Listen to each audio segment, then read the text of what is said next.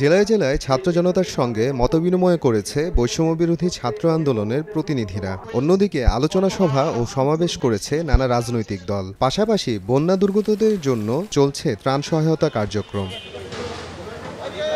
সোমবার বরিশালের কীর্তনখোলা মিলনায়তনে অনুষ্ঠিত হয় ছাত্র শিক্ষক জনতার মতবিনিময় সভা। শিক্ষা ব্যবস্থা ঢেলে সাজাতে ৪৪ দফা প্রস্তাবনা তুলে ধরেন শিক্ষার্থীরা। পরে এসব প্রস্তাবনা নিয়ে বিস্তারিত আলোচনা করেন সবাই। সংলাপে আমরা নিজেরা বসে কিছু দাবি দাওয়া উত্থাপন করছি, এটার ভিত্তিতে এখন আলোচনা হচ্ছে। এর বাইরে থেকেও এখানে বিভিন্ন প্রতিষ্ঠানের শিক্ষক এবং শিক্ষার্থীরা আছেন। আমরা সংস্কার চাই, কারণ একটা যে ফ্যাসিবাদী সরকার ছিল তারা ইতিহাস থেকে পাঠ্যপুস্তক সবকিছু একদম ব্যক্তিকেন্দ্রিক করে ফেলেছে, যাতে তাদের এক প্রকার একজন ব্যক্তিকে শুধুমাত্র নির্দেশ করে এবং শিক্ষার্থীরা সেগুলোই জানে। আমার প্রত্যাশা যে আমি আহত হয়েছি, আমি চাই যে বাংলাদেশটা আরো ভালো হোক, সবের দিকে অগ্রসর হোক। আমরা ছাত্ররা যেন ভালোভাবে পড়াশোনা করতে পারি, সামনে যেন আরো ভালো কিছু করতে পারি, আমাদের সকল সুযোগ সুবিধা দেওয়া হোক। দেয়ালে দাগ নিয়ে নো টেনশন থাকলে Rainbow Acroplast emulsion. Rainbow Paints, the colour of joy. সবাই বলছে সংস্কার দরকার, আমরা বলছি যে হ্যাঁ সংস্কার দরকার, কিন্তু সংস্কার আগে দরকার সংলাপ। প্রত্যেকটি নাগরিকের, প্রত্যেকটি মানুষের আলাদা আলাদা চিন্তার সমন্বয়ে একটি নতুন বাংলাদেশ, একটি নতুন শিক্ষা ব্যবস্থার আমরা প্রতিষ্ঠা করতে চাই। আমরা বৈষম্যবিরোধী ছাত্র আন্দোলন থেকে প্রতিনিয়ত চেষ্টা করে যাচ্ছি এবং আমরা বাংলাদেশের যে জনতা তাদের কাছেও আমরা আশা করি যে আপনারাও কিন্তু এই দেশ পুনর্গঠনের কাজে এগিয়ে আসবেন এবং এই ধরনের সংস্কার আলাপের মধ্যে দিয়ে হোক বা আপনাদের স্থানীয় পর্যায়ে আপনারা টিম গঠন করে হোক, আপনাদের দেশ যাতে কোনোভাবে আমরা পুরনো ফ্যাসিবাদী সিস্টেমে প্রবেশ করতে না পারি সেটার ব্যবস্থা আমাদের করতে হবে। সোমবার নেত্রকোনার কলমাকান্দার উপজেলা পরিষদ হলরুমে গণ অভ্যুত্থানে নিহতদের স্মরণে আলোচনা সভা করেছে বিএনপি। এতে প্রধান অতিথি ছিলেন দলটির আইন বিষয়ক সম্পাদক ব্যারিস্টার কায়সার কামাল। এ সময় অন্তর্বর্তী সরকারের কাছে দ্রুত একটি সুষ্ঠু ও নিরপেক্ষ নির্বাচনের দাবি জানান তিনি। কেউ সন্তান হারিয়েছেন, কারো স্বামী হারিয়েছেন।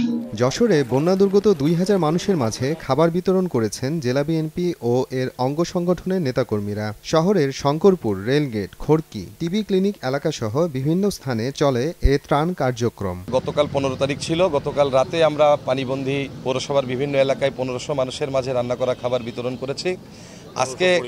আজকে আমাদেরকে প্রায় ২০০০ পরিবারের একটি তালিকা আমরা ইতিমধ্যেই পেয়েছি। আমাদের বিভিন্ন এলাকায় আমাদের দলের যে সমস্ত নেতাকর্মী তারা তালিকা সংগ্রহ করে দিচ্ছেন। যে কয়দিন পানি জলবদ্ধতা থাকবে, জেলা বিএনপির উদ্যোগে আমরা আমাদের যে কর্মসূচি এটা চলমান থাকবে। অবৈধ দখলদার উচ্ছেদ এবং চা বাগান রক্ষার দাবিতে মানববন্ধন ও বিক্ষোভ সমাবেশ করেছেন হবিগঞ্জের ফয়জাবাদ চা বাগানের শ্রমিকরা। এ সময় বাগান রক্ষায় পুলিশ ও প্রশাসনের দ্রুত হস্তক্ষেপ কামনা করা হয়। কিছু বহিরাগত লোক আমাদের বেশ কিছু জায়গা তারা নিছে। এখন বর্তমানে যে কিছু জায়গা যদিও পতিত রয়েছে, ওই জায়গাটা আমরা কোম্পানি চাইতেছে যে এখানে আমরা টি প্লান্টিং করবো, কিন্তু টি প্লান্টিং করার শুরু সাথেই তারা বিভিন্ন ধরনের আমাদেরকে বাধাগ্রস্ত করতেছে। আমরা সাধারণ চা শ্রমিক, আমাদের তো চা বাগান ছাড়া আমাদের আর কিছুই নাই। তাই আমরা সরকারের কাছে অনুরোধ করব যে আমাদের ওই জায়গাটা যাতে আমরা দখলে আনতে পারি আর আমাদের বাচ্চা কাচ্চা নিয়ে করে আমরা শান্তি শৃঙ্খলাভাবে থাকতে পারি। আমরা নতুন একটা জায়গায় আমরা প্ল্যান্টেশন শুরু করতে চাই, সেখানে ওরা বাধা প্রদান করতেছে এবং আরও যে খালি খালি জায়গাগুলো আছে সেইগুলো ওরা তাদের দখলে নেওয়ার জন্য আপ্রাণ চেষ্টা করতেছে। আমরা প্রশাসনের কাছে আকুল আবেদন জানাই এই চা সম্পদটাকে বাঁচানোর জন্য, এই ভূমিখুরদের বিরুদ্ধে যেন দ্রুত কোনো ব্যবস্থা নেওয়া হয়। চাঁপাইনবাবগঞ্জ সদরে মানববন্ধন করেছেন স্থানীয় বিল বৈলোঠা সরকারপাড়া গ্রামের আশ্রয়ন প্রকল্পের বাসিন্দারা। এ সময় প্রকল্প এলাকায় মাদক ব্যবসার প্রতিবাদ করায় বাড়ি ও মসজিদের সীমানা প্রাচীর ভাঙচুর এবং সন্ত্রাসী বাহিনী দ্বারা মাথায় আগ্নেয়াস্ত্র ঠেকিয়ে ভয়ভীতির অভিযোগ করা হয়।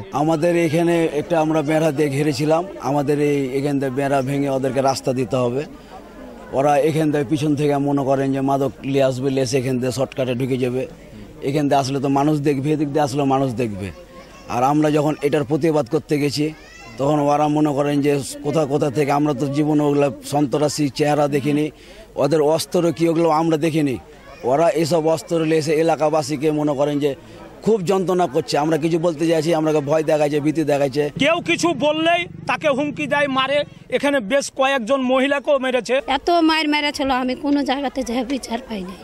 আমি এসিল্যান্ডে গেছিলাম, আমি পৌরসভায় গেছিলাম, আমি মেম্বারের কাছে গেছিলাম, আমি অনেক জায়গায় বেড়াচ্ছি, কেউ আমার বিচারটা করে দিতে পারে না। এই এক কথা দুই কথা হতে ওই যে মোংলা নামে যে মুদিখানার দোকান আছে, ওইখানে আমাকে ফেলে এরা যে 4টা পরিবার যে আমাকে মেরেছিল, আমি এসিলেন্টে পর্যন্ত গিয়ে বিচার দিয়ে এসেছিলাম, কিন্তু আমি সুবিচার পাইনি। সে চুয়ানি নিয়ে যায়, তাদেরকে বাধা দিতে গেলে আমাদের কি বলে যে তোদের গোষ্ঠী থুব না, এখানে বসবাস করতে দেবো না। ডাইরেক্ট কোপেন পিস্তল ধরছে, এই বেটা তুই আমাকে চিনিস, তোর গ্রাম ছাড়া করবো। সেখানে আমি বলছি আমার কেউ নাই, বাঁচার মতন কেউ আছে কি নেই, ভাই আমাকে মারি হালাইলো, আসেন সবাই তৈরি চলে আসে আমাকে বাঁচায়। মসজিদে যে অবমাননা করা হলো, এটার আমি তীব্র বিচার চাই। আমাদের মোহাম্মদ ডক্টর ইউনূসের কাছে বিচার চাই। পটুয়াখালীর কুয়াকাটা থেকে একটি মেছো বিড়াল উদ্ধার করেছে এনিম্যাল লাভার অফ পটুয়াখালী সদস্যরা। পরে সংরক্ষিত বনাঞ্চলে প্রাণীটি অবমুক্ত করা হয়। বন বিড়ালটা মূলত আমাদের স্থানীয় ভাষায় কিন্তু খাটাস নামে এটি বেশি পরিচিত। এটি একটি মার্কেটের দোকানের ভিতরে ঢুকে আটকা পড়ে, তারপরে স্থানীয় যে দোকানদাররা রয়েছে জসিম ভাই, তারা এটাকে ধরে একটা খাঁচাবন্দি করে এবং আমাদেরকে খবর দেয়।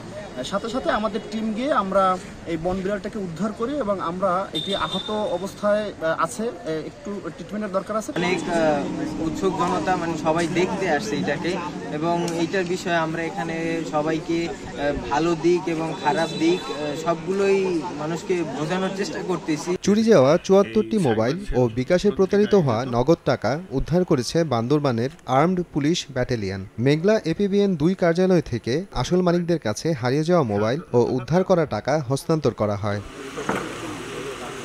খাগড়াছড়ি দিঘি নালায় বন্যায় ক্ষতিগ্রস্ত ২০টি পরিবারকে গৃহ নির্মাণ সামগ্রী ও নগদ অর্থ দিয়েছে সেনাবাহিনী। মোহাম্মদ আফরানুল ইসলাম, সময় সংবাদ।